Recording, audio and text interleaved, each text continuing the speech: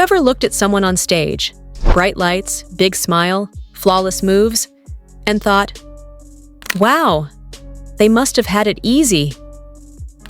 Jennifer Lopez would probably smile at that thought, because her road wasn't paved with glitter. It was cracked, uneven, and full of people telling her no. But she kept dancing anyway. Jennifer Lopez, from Bronx girl to global icon. A story of heart, hustle, and never giving up. There's something about Jennifer Lopez that pulls people in. Maybe it's the way she moves on stage, like every step is a statement. Maybe it's her voice, bold, warm, full of flavor. Or maybe it's her story. I appreciate the dress. I got scratches. It's a war zone in there. Yeah. So you guys... No, but we had a good time, and they live for this stuff. To the glamour of the night. Because before she was J-Lo, a chart-topping singer, a bankable actress, a business mogul, and a pop culture powerhouse, she was just Jennifer from the Bronx, a girl with a dream way bigger than her block. Let's rewind. The Bronx beginnings. Jennifer Lynn Lopez was born on July 24, 1969, in Castle Hill, a working-class neighborhood in the Bronx, New York. Her parents, Guadalupe and David, were Puerto Rican immigrants who worked hard to give Jennifer and her two sisters a stable life. Her dad worked the night shift at an insurance company. Her mom was a school secretary. They didn't have much, but they had love, music, and pride. From the beginning, Jennifer was a performer. She would dance around the living room, sing into a hairbrush, and copy Michael Jackson's moves with fearless energy. Her mother enrolled her in singing and dancing lessons. Even when money was tight, they made it happen because her mom believed in her, even when the world hadn't seen her yet. But even as a little girl, Jennifer knew what it felt like to be underestimated. She wasn't the tallest. She didn't have connections. She wasn't white, but she had fire. That fire only grew, breaking the mold. As a teenager, Jennifer didn't follow the script. While most kids were planning for college, she was dreaming about spotlights. After high school, she briefly enrolled in college to please her parents, but dropped out after one semester. She wanted to be a performer. Her parents didn't understand. They fought. She left home and started sleeping on a dance studio couch. Then came In Living Color, the Fly Girl era. In 1991, Jennifer landed a gig as a backup dancer on the sketch comedy show In Living Color. She became one of the Fly Girls, a group of fierce, stylish dancers who brought hip-hop flair to primetime TV. That was her first real break, and she made the most of it. Jennifer moved from dancing into acting. She took small roles, learned the craft, and waited patiently for the right script. It arrived in 1997. One word: Selena, becoming Selena and herself. Playing Selena Quintanilla, the beloved Tejano singer whose life was tragically cut short, wasn't just a career move. It was a transformation. Jennifer didn't just act in Selena. She became her. The voice, the grace, the heartbreak, it was all there.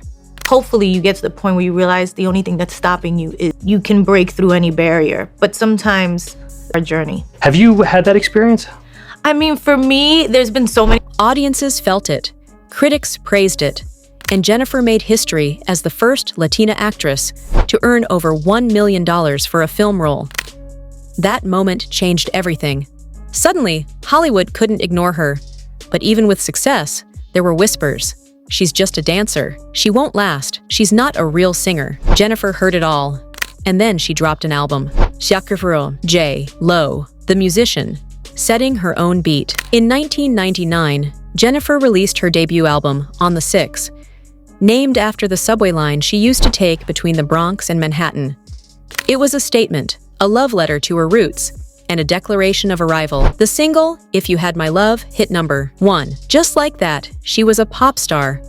What people don't always realize is that Jennifer entered the music scene at a time when the pop world was dominated by white artists. A Latina woman from the Bronx claiming space on the charts, that was groundbreaking, and she did it her way, with bilingual lyrics, Latin rhythms, and a voice that came from the heart, not a vocal coach. Her next album, J-Lo, debuted at #1, won on the Billboard 200 in 2001. The same week, her movie The Wedding Planner hit #1. Won at the box office. That had never been done before.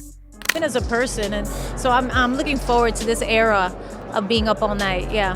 Being up all night. I love that. Hosted the AMAs 10 years ago. J-Lo then versus... I would say, She wasn't just a star. She was a movement, fashion, fame, and figuring it out. Then came the green dress. You know the one, the Versace jungle dress she wore to the 2000 Grammys. It was so iconic. It literally helped inspire the invention of Google Images. Suddenly, Jennifer wasn't just an artist. She was a style icon. But with fame came pressure. Tabloids followed her every move. Relationships were scrutinized. Mistakes were magnified. And people loved to reduce her to just a body, or just a face, or just a scandal. But Jennifer knew who she was. She kept working. She kept creating.